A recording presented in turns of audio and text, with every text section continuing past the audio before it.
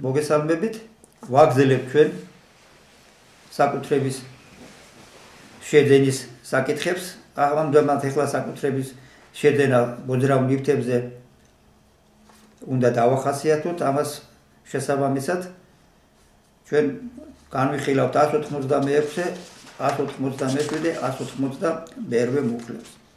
მუხლი 186 ორი ნაწილისაგან შედგება. მოძრავ ნივთზე საკუთრების შეძენის საფუძვლები.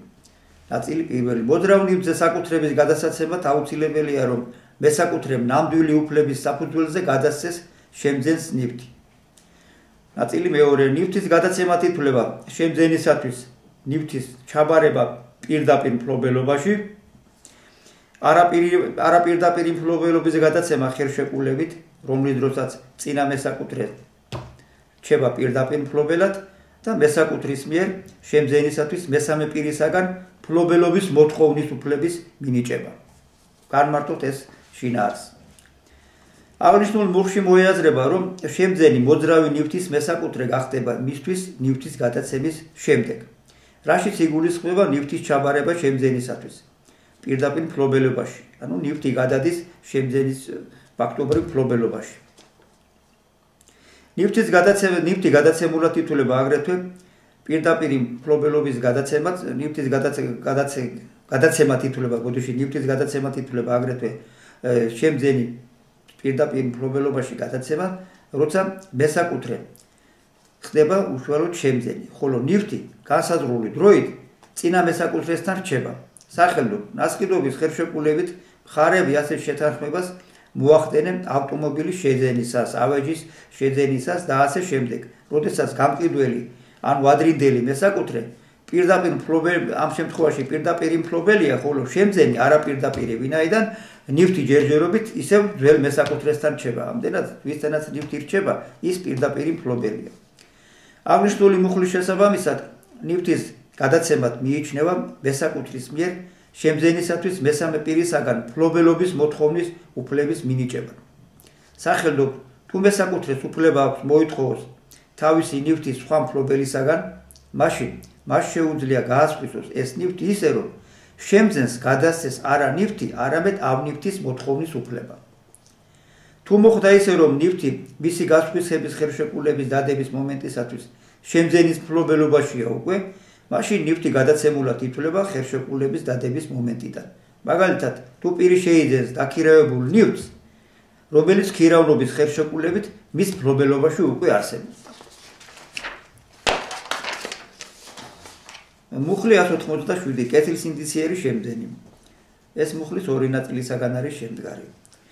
პირველი ნაწილი. შემძენი ხდება ნივთის მესაკუთრე მაშინაც, როცა გამსხვისებელი არ იყო მესაკუთრე, მაგრამ შემძენი ამ ფაქტის მიმართ კეთილსინდისიერია. კეთილსინდისიერად არ ჩაითვლება შემძენი, თუ მან იცოდა, ან უნდა სწოდნოდა, რომ გამსხვისებელი არ იყო მესაკუთრე. კეთილსინდისიერების ფაქტი უნდა არსებობდეს ნივთის გადაცემის მომენტამდე. ნაწილი მეორე. მოძრავი ნივთების შემძენი ვერ იქნება კეთილსინდისიერი, თუ მესაკუთრემ ეს ნივთი დაკარგა, მოპარეს მას ეს ნივთი, ან მისი ნების საწინააღმდეგოდ სხვაგვარად გავიდა მისი მფლობელობიდან. ან და თუ შემძენმა ისინი უსასყიდლოდ მიიღო. ეს შეზღუდვები არ მოქმედებს ფულის, ფასიანი ქაღალდებისა და აუქციონზე გასხვისებული ნივთების მიმართ. განმარტოთ ახლა რა არის ჩადებული ამ შინაარსში. აღნიშნული ნორმა ითვალისწინებს რა შემძენის კეთილსინდისიერებას შეძენის ფაქტის მიმართ აღიარებს მას უძრავი ნივთის მესაკუთრედ. კეთილსინდისიერია შემძენი, როდესაც მან არ იცოდა და არ შეიძლება სწორდნოდა, რომ ნივთის გამსხვისებელი არ იყო ამ ნივთის მესაკუთრე, ან ნივთის გასხვისების უფლებამოსილების მქონე პირი, წინააღმდეგ შემთხვევაში იგი არაკეთილსინდისიერი შემძენი იქნებოდა. შემძენის კეთილსინდისიერებაზე ვერ მოახდენს გავლენას ის გარემოება, რომ შემძენმა ამის შესახებ ნივთის გადაცემის შემდეგ შეიტყო. კეთილსინდისიერების ფაქტი უნდა არსებობდეს ნივთის გადაცემამდე. ამავდროულად აღნიშნული ნორმა არაკეთილსინდისიერ შემძენად მოიაზრებს ისეთ პირს, რომელმაც შეიძლება არ იცოდა და არ შეიძლებოდა სწოდნოდა, რომ გამსხვისებელი არ იყო მესაკუთრე, მაგრამ მესაკუთრემ ეს ნივთი დაკარგა, მოპარეს, ან სხვაგვარად მისი ნების გარეშე გავიდა მისი მფლობელობიდან. ან შემძენმა ნივთი მიიღო უსასყიდლოდ. ეს წესი არ ვრცელდება ფულის, ფასიანი ქაღალდისა და აუქციონზე გასხვისებული ნივთების მიმართ. ესე მაგალითად, თუ შემძენმა აუქციონზე ისეთი ნივთი შეიძინა, რომელიც მესაკუთრის მფლობელობიდან მისი ნების საწინააღმდეგოდ გავიდა, ამ ნივთის შემძენი კეთრის ინდიციერი რჩება შეძენის ფაქტის მიმართ. შემდეგი მუხლი 181-ვე პირობადებული საკუთრება. ეს მუხლიც ორი ნაწილისაგან არის შემდგარი. პირველ ნაწილში ასეა ჩამოყალიბებული. თუ გამსხვილებელმა პირობად დათქვა საკუთრების გადასვლა შემძენზე მხოლოდ ნივთის საფასურის გადახდის შემდეგ, ივარაუდება, რომ საკუთრება გადავა შემძენზე საფასურის სრულად გადახდის შემდეგ. თუ შემძენი გააჭიანურებს საფასურის გადახდას, ხოლო გამსხვილებელი უარს იტყვის ხელშეკრულებაზე, უკვე ორმხრივად განხორციელებული შესრულება მხარეებს უკან უბრუნდებათ. ნაწილი მეორე. პირველ ნაწილში აღნიშნული პირობა შესრულებულად ითვლება მაშინაც, თუ გამსხვილებელი ნებისმიერი სხვა გზით, ვიდრე საფასურის გადახდით დაკმაყოფილდება, ან თუ შემძენი მიუთითებს მოთხოვნის ხანდაზმულობაზე. განმარტოთ ახლა რა არის აქ ჩადებული ამ შინაარში.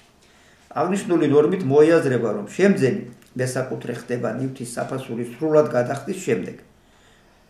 ასეთის არ განხორციელებამდე გაყიდული ნივთი გამსხვილებლის საკუთრებაში რჩება. მაგალითად, ერთ-ერთმა მეწარმემ მეორეს მიყიდა ავტომობილის საბურავები, მეორემ კი დაამზადა ავტომობილები და გაყიდა ისე, რომ საბურავების პასი არ გადაიხადა. ასეთი ვითარებაში საბურავების მესაკუთრედ ითვლება მისი მწარმოებელი და გამყიდველი მეწარმე, მანამ ვიდრე ამ არ გადაუხდიან საბურავების საფასურს.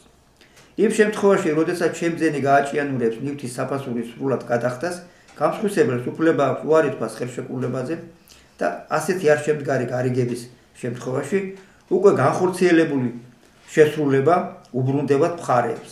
ესე იგი, აღდგენილი იქნება გარიგების დადებამდე არსებული მდგომარეობა. სახელმწიფო ნივთი დაუბრუნდება მესაკუთრე გამსხვილებელს, ხოლო ის თანხის ნაწილი, რომელიც შემძენმა გაიღო ამ შესაძენი ნივთისათვის, ის უბრუნდება, რა თქმა უნდა, შემძენს.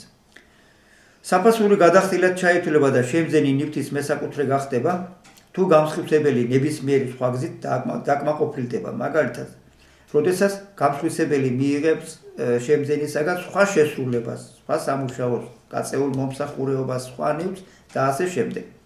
დათქმული პირობა შესრულებულად ჩაითვლება იმ შემთხვევაშიც, როდესაც გამსხვილებელმა გაუშვა სამოქალაქო კოდექსით დადგენილი მოთხოვნის უფლების წაყენების ვადა, ანუ ხანდაზმულობის ვადა. დაუშვათ ხანდაზმულობის ვადა.